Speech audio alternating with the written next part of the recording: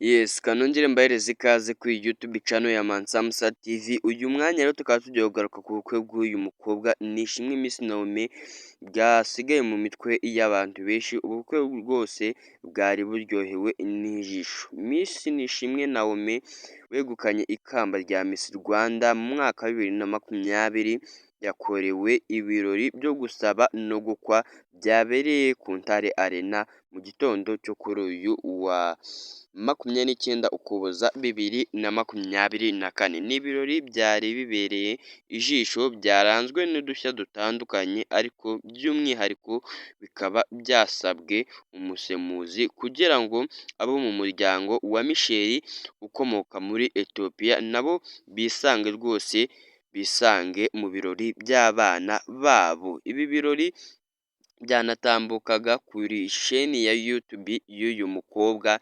yakurikirwaga n'abatari bakeya rwose kubera uburyo byari byiza cyane. N'ibirori byari biri kurebwa n'abantu benshi cyane live.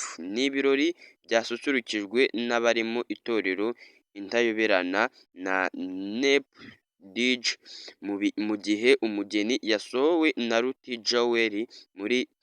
Mu bari bamwambariye Nishimwe Miss Naomi rwose abari bamwambariye harimo Miss Nshuti Muheto Divine ufite ikamba rya Miss Rwanda ryatanzwe mu mwaka wa 2022. Nyuma y'uyu muhango wo gusaba no gukwa hanakurikiweho uwo gusezerana imbere y'Imana muri Women Foundation Ministries Kimihurura mbere y'uko abatumiwe bajya kwakirirwa mu Ntare Arena i Rusororo. Ubu bukwe rero bukurikiye umuhango wo gusezerana imbere y'Imana cyangwa se amategeko. Ibirori byabaye kuwa 27 Ukuboza 2024 nibwo mu gihe ariko muri Mutarama 2024 aribwo uyu mukobwa yambitswe impeta ya fiançailles.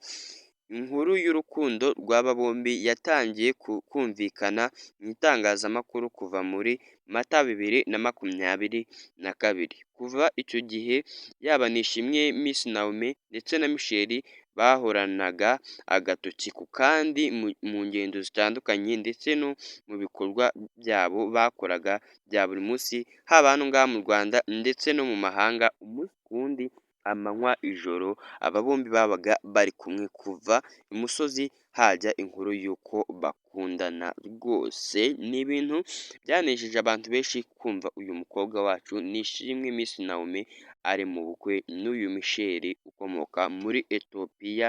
Uyu mwanya rwose bakaba bamaze gukora ubukwe, bakaba bahuje bashyize hamwe bagiye kurushinga. Kamubwira ukomeze ugire ibihe byiza n'umwaka mushya muhire.